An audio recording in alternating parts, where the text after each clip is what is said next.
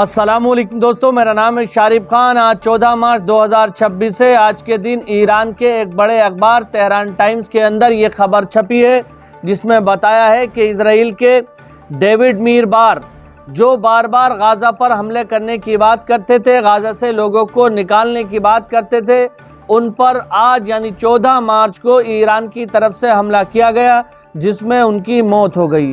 खबर आप साइड में देख सकते हैं। तेहरान टाइम्स ने इस खबर की पुष्टि करते हुए बताया है, Ashkenazi chief rabbi of Israel David Meirbar who called for the destruction of Gaza, यानी जिन्होंने सबसे पहले ये कहा था कि गाज़ा को पूरी तरह से तबाह कर दो, was killed in Iranian missile strike on the occupied territory, यानी इजराइल के उस क्षेत्र में जहां पर ये रहते थे ईरान की तरफ से भारी भरकम तादाद में मिसाइलें मारी गईं, जिन मिसाइलों की स्ट्राइक में इनकी जान चली गई है।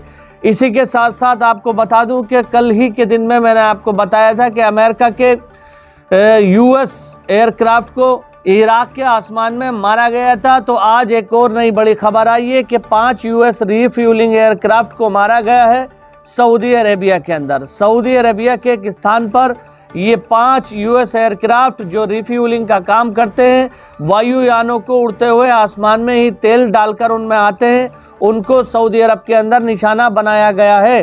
करंट रिपोर्ट ने छापते हुए पूरी जानकारी दी है। प्रिंस सुल्तान एयरबेस जो सऊदी अरब के अंदर बना हुआ है, वहां पर ये 5 अमेरिका के एयरक्राफ्ट खड़े हुए थे।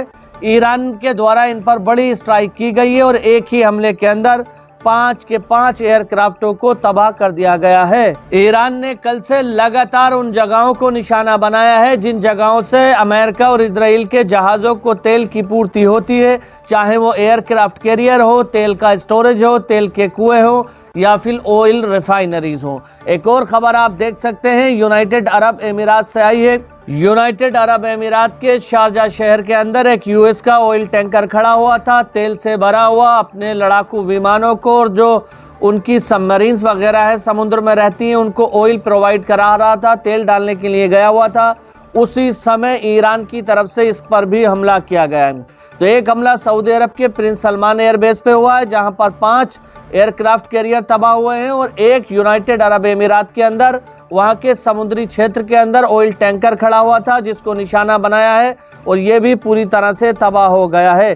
कल से लगातार आपको खबर दिखा रहा हूं, चाहे वो इराक हो, इराक का शहर बगदाद हो, इरबिल हो, सऊदी अरब का एरिया हो या फिर बहरीन, कुवैत हो, इन तमाम जगहों पर ईरान की तरफ से निशाने बनाए जा रहे हैं और ख़ास तौर पर ऑयल फैसिलिटी और ऑयल स्टोरेज को निशाना बनाया गया है। इसी के साथ साथ एक और खबर आप देख सकते हैं। इस खबर के अंदर बताया गया है कि ईरानी सरकार इस बात पर विचार विमर्श कर रही है, सोच रही है कि हम कुछ जहाज़ों को स्ट्रेट ऑफ हॉर्मुज़ से गुजरने दें, लेकिन उन्हीं जहाज़ों को स्ट्रेट ऑफ हॉर्मुज़ से गुजरने देंगे।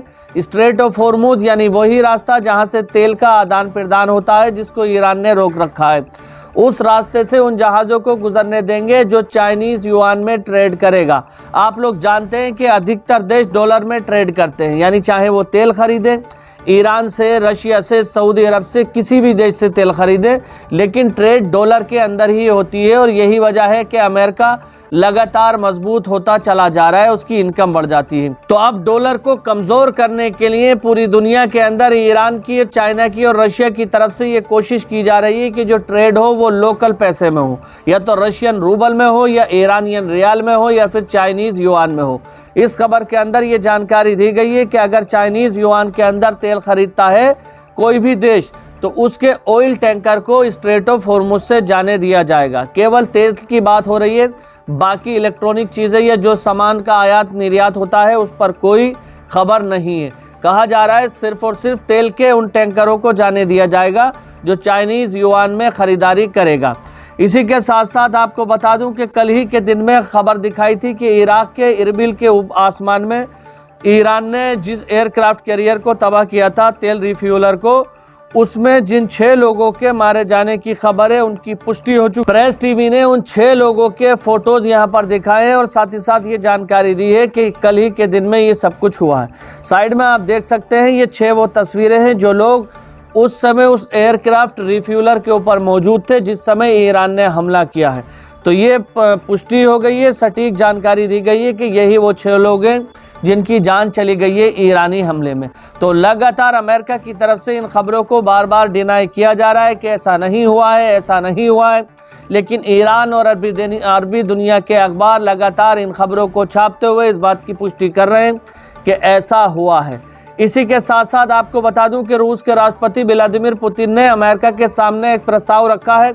साइड में आप देख सकते हैं, इस प्रस्ताव के अंदर रूसी राष्ट्रपति पुतिन ने अमेरिका से कहा था, डोनाल्ड ट्रंप से कहा था कि भाई ईरान के अंदर अगर तुम जंग रोकना चाहते हो तो हमारे पास तुम्हारे लिए एक ऑफर है, और वो ऑफर ये है कि ईरान के अंदर जितना भी यूरेनियम एनरिचमेंट है, ईरान के पास जितना भी यूरेनियम है जिसका तुम्हें ये डर है कि ईरान परमाणु बम बना लेगा, वो सारा का सारा यूरेनियम ईरान रशिया पहुंचा देगा। हम उस यूरेनियम को अपने देश के अंदर लेकर के आएंगे अगर तुम जंग रोको तो।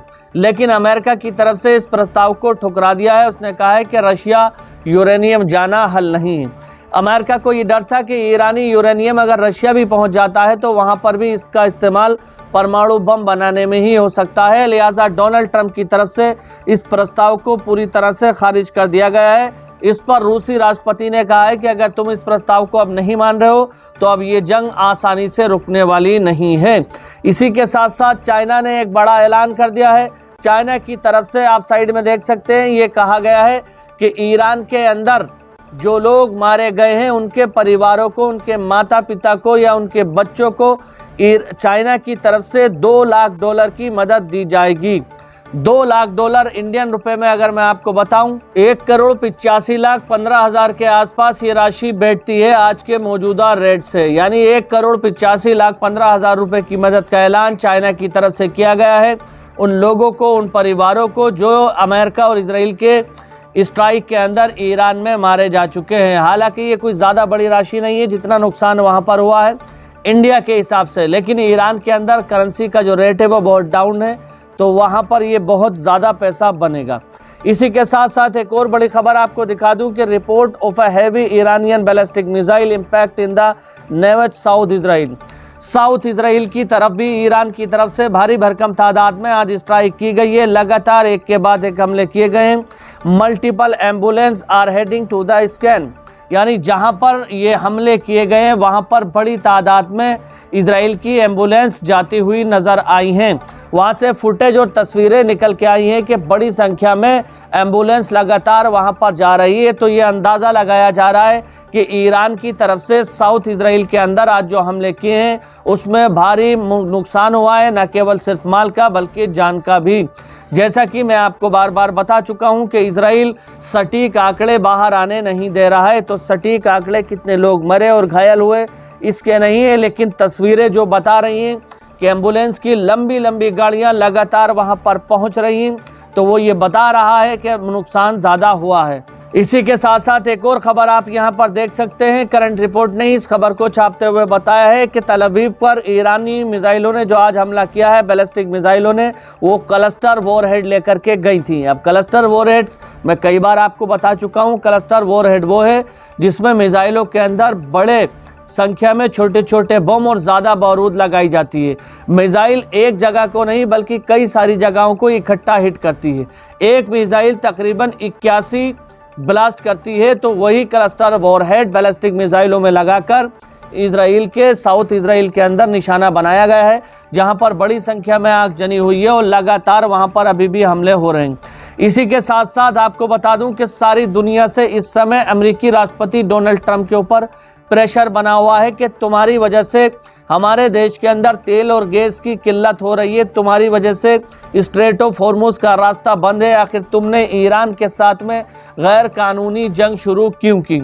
अमेरिकी राष्ट्रपति के ऊपर दुनिया भर का प्रेशर इस समय है और यही वजह है कि अमेरिकी राष्ट्रपति की तरफ से ये ऐलान किया गया है कि स्ट्रेट ऑफ हॉर्मुज जिस रास्ते को ईरान ने बंद किया है, हम उस रास्ते को अपनी प्रोटेक्शन के अंदर चालू करेंगे और इसके लिए हम 2000 सबमरीन अमेरिका की, जो समुद्र में पानी के अंदर सबमरीन चलती हैं, लड़ाकू विमानों की तरह होती हैं लेकिन समुद्र के अंदर से निशाना बनाती हैं, तो 2000 सबमरीन, एयरक्राफ्ट कैरियर और बहुत सारे जंगी युद्धपोत, नेवी की एक बड़ी सेना लेकर स्ट्रेट ऑफ हॉर्मुज जा रहे हैं और वहीं से भारत और उसके साथ साथ तमाम देशों का सामान की आवाजाही वहीं कराएंगे खड़े होकर। ये बड़ा ऐलान आज अमेरिकी राष्ट्रपति की तरफ से किया गया है। ईरान ने कहा है कि दुनिया की कोई भी ताकत आ जाए, अगर हमसे समझौता नहीं होता है तो स्ट्रेट ऑफ हॉर्मुज हम नहीं खोलेंगे। इसी के साथ साथ आपको लगातार ईरानी सरकार के संपर्क में जुट चुके हैं। ब्रिक्स इशू को लेकर उन्होंने हवाला दिया है कि हमारी बात चल रही है, लास्ट नाइट भी बातचीत हुई है, लेकिन आप लोग जानते हैं कि केवल ब्रिक्स का ही इशू नहीं है, तेल और गैस का इशू भी है जिसको सोल्व करने की कोशिश की जा रही है। फिलहाल अभी तक ईरान ने इजाज़त नहीं दी है, लेकिन भारत सरकार अभी लगी हुई है। अब आने वाले चंद घंटों में ये पता लग सकता है कि या तो रास्ता खुलेगा या रास्ता नहीं खुलेगा। ईरान अपनी शर्तों को रखेगा कि ये तमाम चीज़ें अगर तुम मानते हो तो हम इस रास्ते को खोल देंगे, लेकिन अभी तक ऐसा होता हुआ नज़र नहीं आ रहा है। केवल चाइना, रशिया और बांग्लादेश के लिए स्ट्रेट ऑफ हॉर्मुज खुला हुआ है। इन 3 देशों के जहाज़ों को कोई भी नहीं रोक रहा है, ना ही ईरान हमला कर रहा है, और बल्कि अपनी हिफाजत के अंदर इन 3 देशों के जहाज़ों को वहां से गुजार रहा है। तो चाइना और रशिया ईरान की मदद कर रहे हैं, बदले में ईरान इन तमाम देशों को स्ट्रेट ऑफ हॉर्मुज की सर्विस प्रोवाइड करा रहा है। दोस्तों, अगर आप हमारे चैनल पर पहली बार आए हैं तो चैनल को सब्सक्राइब कर लें, या आप लगातार वीडियो तो देखते हैं लेकिन अभी तक आपने चैनल को सब्सक्राइब नहीं किया है तो सब्सक्राइब करके वीडियो को लाइक करें और बेल आइकन पर ऑल का बटन सेलेक्ट करें। मिलते हैं अगली वीडियो के अंदर, तब तक के लिए खुदा हाफिज। जय हिंद, जय भारत।